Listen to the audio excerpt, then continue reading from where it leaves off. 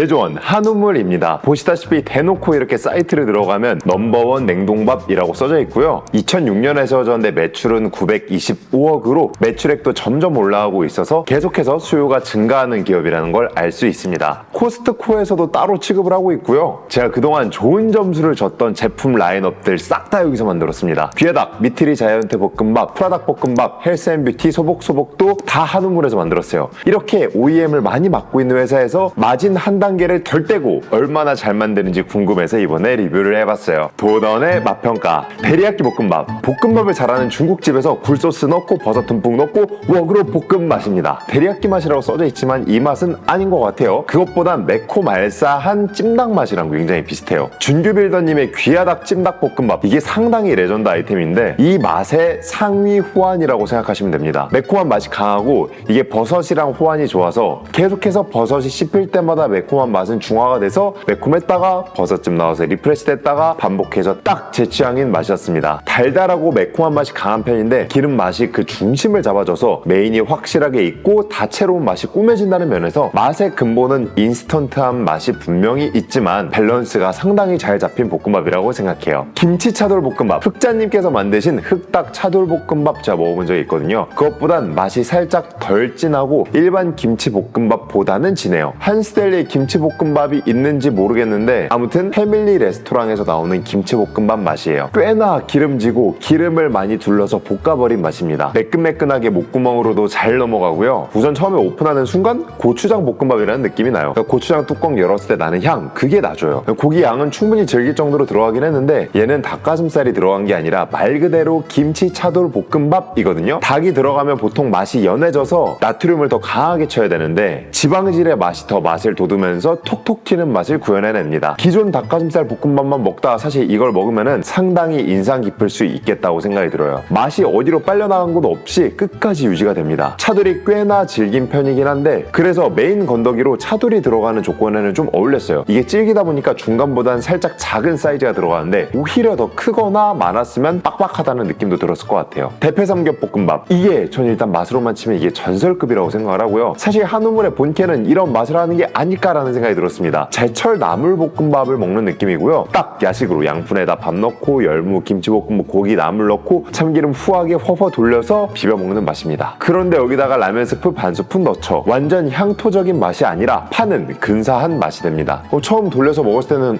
약간 밥이 질네 라는 생각이 들었는데 숙주들이랑 안에 들어간 건더기가 이래서 질었구나, 이게 어울리는구나 라는 생각으로 바뀝니다. 저는 비시즌에는 아예 이런 걸로 맛있게 먹으면서 유지해도 괜찮을 거라는 생각이 들었어요. 닭가슴살 볶음밥. 밥 한 숟가락 먹고 계란국 한 스푼 떠서 먹는 맛이에요. 맑은 국물이 들어간 닭곰탕 계열의 맛인데 일단 건더기가 계란 부분도 들어가고 닭도 들어갑니다. 끝에 깔끔하게 맛이 떨어지고 잔맛이 없는 게 딱 계란국 맛인데 기름기로 밥알이 코팅돼 있어 목까지 넘어가는데 적당히 볶은 티가 나고 매끈매끈하게 넘어갑니다. 개인적으로 어쩔 수 없이 맛을 어느 정도 포기하게 되더라도 닭을 많이 넣어서 볶음밥을 먹는 게 이 바닥의 룰인데 여기에서는 맛 이외의 성분들을 좀 어느 정도 내려놓고 재료의 맛이 적당하게 살게끔만 만든 것 같아요.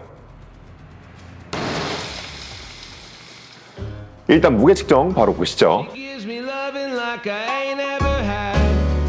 Toss me to the curb like a dirty dish rag. Say, boys, it's a juice worth the squeeze. 100g 기준으로 더 환산했고요. 제가 절대적으로 추천한다고 말씀드렸었던 대패 삼겹볶음밥은 18팩에 871원, 데리야끼 볶음밥은 16팩에 729원, 김치차돌은 12팩에 769원, 닭가슴살 볶음밥은 12팩에 728원으로 바로 저번에 김승현님 볶음밥이 30팩 구매했을 때 100g당 1280원이었는데 이건 이렇게 비교하면 안 됩니다. 김승현님 볶음밥은 100g당 단백질이 거진 12g이 들어가 있어요. 그래서 다른 비교군 가져왔습니다. 귀하닭 볶음밥이 21팩 구매했을 때 838원이니 저렴하고 베스트 라인업에 꼽히는 것들과 비교를 해봐도 굉장히 저렴한 축에 속한다는 걸 알 수 있어요.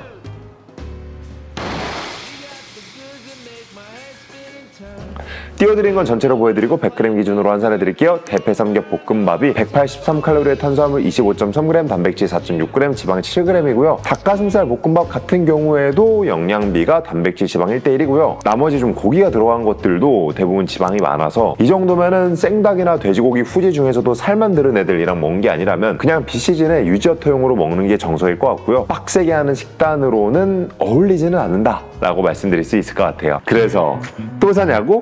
비시즌 때는 사고 시즌 때는 안 삽니다. 저는 지금 완만하게 빼는 시기라 지금 안 삽니다. 이거는 다이어트 식품이 아닙니다. 그래서 제가 지금 겨울이고 비시즌 같으면 다시 먹는다고 하잖아요. 그런데 지금 저는 이걸 재구매할 지방의 상태가 아닙니다. 만약에 내가 좀 유지 중이거나 찌우려고 하면은 추천해요. 일단 제가 얘를 리뷰를 해보려고 했던 게 OEM 주는 애들보다 저렴하고 단백질까지 많을 가능성이 있지 않을까라고 생각해서였거든요. 근데 그게 아니었어. 이게 생각을 해보면 한우물이 다이어트 볶음밥을 주로 좀 OEM을 해서 맞지만 포지션 안 겹치게 해서라도 닭가슴살 라인업을 활발하게 좀 안 파는 것 같아요. 생각해보면 그 OEM을 주는데 자사에서도 비슷한 거 뽑으면 맡기려고 안 하겠죠. 그럼 이걸 누가 사냐? 저같이 자취하는 분들 중에 따로 내가 살이 쪄도 큰 상관이 없다라고 하는 평범한 운동인 분들이요. 사실 이게 식단하는 사람이라 해도 이거 그냥 전자레인지에 돌리고 닭가슴살 삶아서 생닭으로 먹어도 식단 돼요. 진짜 조금만 더 솔직하게 말하면 생닭이 아니고 소스 넉넉하게 들어있는 시중에 있는 닭가슴살 2덩어리랑 이거 밥 먹는다고 해서 다이어트 식단이 아닌 게 되진 않아요.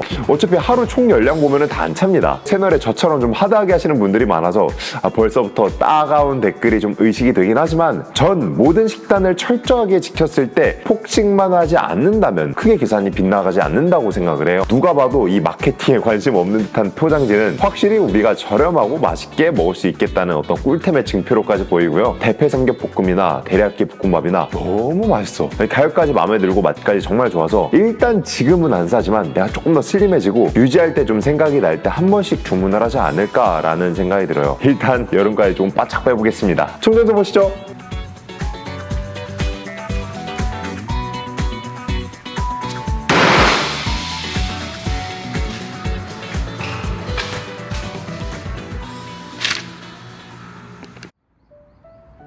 이런 말이 있습니다. 때로는 참된 말을 하는 사람보다 거짓말을 하는 사람의 정체가 더 잘 드러나 보이는 일이 있습니다. 진실은 빛과 같아서 눈을 아찔하게 합니다. 거짓말은 반대로 아름다운 황혼과 같아서 모든 것을 뚜렷하게 해줍니다. 노벨문학상 수상한 알베르 카뮈의 소설에 나오는 말인데요. 이 소설의 주인공은 희대의 사기꾼 포지션으로 나오는데 스스로를 그리고 세상을 속이는 경지에 이를 정도로 모두를 속입니다. 그때 속는 사람들의 반응을 보면 멍청하다는 생각이 들다가도 내가 저 상황이면 안 속을까? 라는 생각이 들어요. 저 사람이 그 포로 수용소에서 교황으로 임명이 될 정도로 말빨이 장난이 아니거든요. 저 같은 경우에는 스스로에게 가장 큰 자극을 주는 것들에게 끌리거든요. 운동 동작의 꿀팁을 알았던, 아니면 유명한 사람이 엄청난 세상의 진실을 알려주던, 나를 변화시키는 것, 그걸 견인하는 힘, 한마디로 그 역동성 자체로 인해 그 의견을 믿고 동조하는 경향이 있습니다. 근데 이 소설 안에서는 속지 않는 사람이 되기에 굉장히 어려워요. 솔직히 이 소설에서 클라망스, 그러니까 주인공 얘는 가불기 수준의 사기꾼이라 당하지 않을 방법이 없는데, 저 같으면 그나마 이 부조리한 상황에서 완전히 물들지 않는 방법이 있다고 하면 나를 자극하고 매혹하는 모든 것을 의견으로 여기는 게 그 방법이라고 생각을 해요. 그러니까 나한테 다가오는 모든 자극들의 감도를 줄이는 거예요. 그렇게 좀 나한테 다가오는 진리 비스무리한 것들이 모두 의견과 가능성으로 바뀌게 되면 생각보다 의견의 거리를 둘 수 있게 되고 무게를 측정할 수 있게 되어서 더 비판적인 판단이 가능한 것 같습니다.